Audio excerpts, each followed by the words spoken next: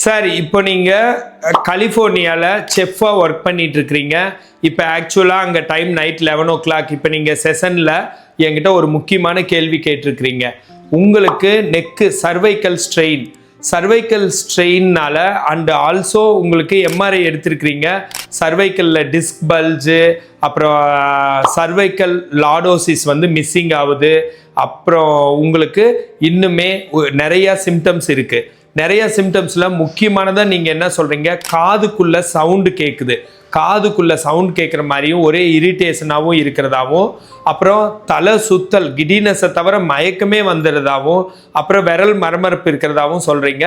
இது சுத்தமாக போகுமாங்கிறது உங்களோட கொஸ்டினாக இருக்குது. இன்றைக்கி தான் நம்ம உங்களுக்கான ட்ரீட்மெண்ட் ஆரம்பிச்சிருக்கிறோம். ஆனால் உங்களுக்கு நான் இப்போ தெளிவாக அதை பற்றி சொல்கிறேன் சார்.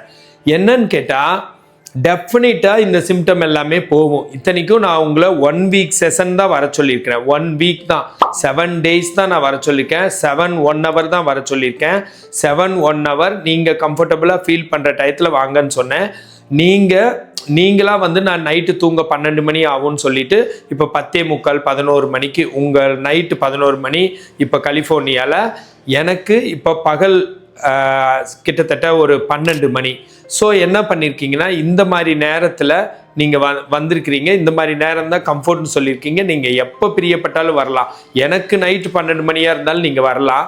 இதெல்லாம் சரியாகுமான்னு கேட்டதுக்கான ஆன்சர் இப்போ நான் பண்ணுறேன். கண்டிப்பாக சரியாகும்.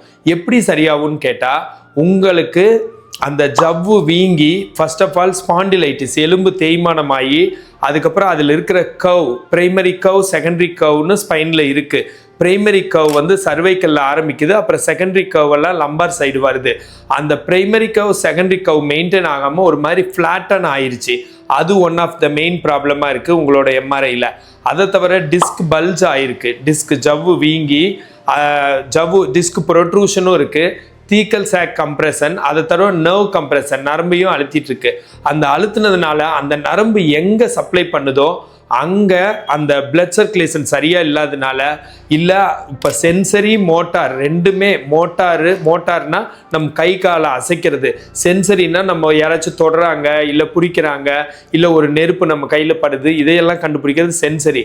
ரெண்டையுமே ஸ்பைனல் கார்டு தான் கண்டக்ட் பண்ணுது. அப்பேற்பட்ட சென்சிட்டிவான ஒரு ஸ்பைனல் கார்டில் ஒரு கம்ப்ரெஷன் வந்ததுனால, அது போட்டு அழுத்துறதுனால, சர்க்குலேஷன் குறையிறதுனால C3ஓ C4ஓ C5ஓ C6ஓ எங்கே அமுத்துதோ, எந்த பட்ஸ் அமுத்துதோ அதை பொறுத்து ஒரு சிம்டம் வருது. இப்போ இங்க விரல்ல போறது தான் அதிகமா அமுத்துனா விரல் மரமரப்பு மட்டும் வருது.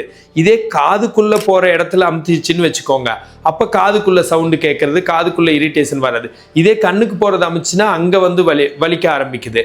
இந்த மாதிரி அது எங்க போகுதோ, இதே தலைக்கு போறதெல்லாம் தலையில வலி மாதிரி வருது. இந்த பக்கம் கழுத்துல போறதுனா கழுத்துக்கு வருது. உங்களுக்கு பர்டிகுலரா காதுக்குள்ள அந்த சிம்டம் இருக்கு. இப்ப நான் என்ன பண்றேன், அந்த நர்வ் கம்ப்ரெஸ் பண்ணதை இதையெல்லாம் உலகத்தில் எதாலையும் அதை வந்து விரித்து அதை எடுத்து விடுறது அந்த மாதிரி எல்லாம் வந்து சிஸ்டம் கிடையாது.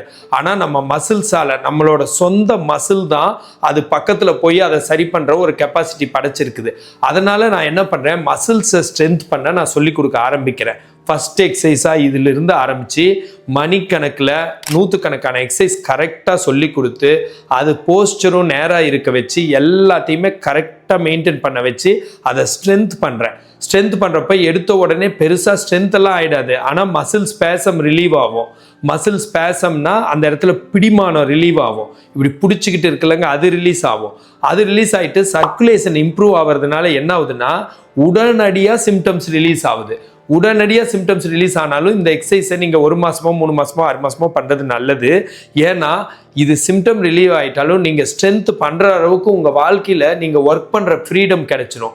நீங்கள் 6 மாதம் பண்ணால் உண்மையிலேயே மூட்டை தூக்குனா கூட வலிக்காது, அந்த அளவுக்கு ரெடி ஆகும். அதனால் உள்ளே இருக்கிற சிம்டம்ஸை இம்மிடியட்டாக இந்த ரூபத்தில் மசில்ஸை ஸ்ட்ரென்த் பண்ணி, போஸ்டரை கரெக்ஷன் பண்ணி, இத்தனை நாள் தப்பாக யூஸ் பண்ணிட்டு இருந்த கழுத்தை மன அழுத்தத்தினாலையும் தப்பாக யூஸ் பண்ணியிருக்கிறீங்க, ஃபிசிக்கல் ஒர்க்னாலையும் யூஸ் பண்ணியிருக்கீங்க. அதையெல்லாம் நான் இம்மீடியட்டாக பக்கமாக சொல்லி கொடுத்து உங்களை கரெக்ஷன் பண்ணி வித்தின் 3 days நான் வந்து உங்களை அதை குறைச்சி விட்டுறேன்.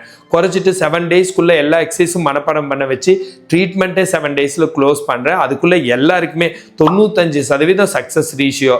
எல்லாருமே அவங்களா ரிவ்யூ எழுதி தரேன்னு சொல்கிறாங்க, வீடியோ போட்டு தரேன்னு. அந்த வீடியோஸ் எல்லாம் இனிமேல் ரிலீஸ் ஆகும். ஸோ என்னன்னு பார்த்தீங்கன்னா, இதுதான் நான் சொல்ல வர்றது. உங்களுக்கு அந்த சிம்டமும் போயிடும், அந்த மயக்கம் கிட்டினஸும் இந்த கம்ப்ரெஷன்னாலையும் இந்த டிஸ்க் பல்ஜ்னாலையும் தேய்மானத்தினாலையும் தான் வந்திருக்குது. அதுவும் டோட்டலாக போயிடும். அதுவும் எப்படி போகும்னா, ஸ்ட்ரென்த் ஆகி சர்க்குலேஷன் மெயின்டைன் ஆகி தொந்தரவு பண்ணுறப்ப தானே அந்த கழுத்து வந்து உங்களுக்கு பிரச்சனை பண்ணுது. தொந்தரவே பண்ண விடமாட்டேங்கிறேன். நான் தான் கழுத்தை திருப்ப வேணாம், கொஞ்ச நாளைக்கு தலையாட்டி பேச வேணாம், மல்லாந்து படுத்தா சின்ன தலைவாணி வைங்க, சைடில் படுத்தா பெரிய தலைவாணி, பெட்டில் படுக்க வேணாம், தரையில் படுங்க, சைடில் கை ஊனி எந்திரிங்க, ஒரு கண்ணாடியோட உங்கள் வாழ்க்கையை நடத்துங்க கொஞ்ச நாளைக்கு. எத்தனை இதுக்கு மேலே எத்தனையோ இருக்குது. எல்லாம் சொல்லி கொடுக்கறதுனால நீங்கள் சீக்கிரமாக க்யூர் ஆகுறீங்க. இந்த மாதிரி ஹெல்த் டிப்ஸ் வேணும்னா என்னை ஃபாலோ பண்ணுங்கள். நான் பிரகாஷ், ஃபிசியோதெரபிஸ்ட்.